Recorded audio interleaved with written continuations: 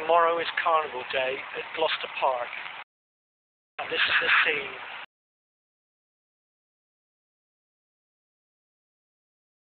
Bob Wilson's fun fair people are moving as many of the caravans and as much of the equipment as they can out of the water.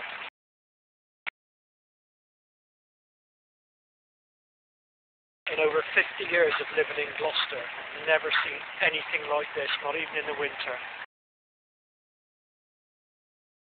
They're having to move the dogs, the caravans, all the equipment away. This water is now about 2 feet deep in the middle.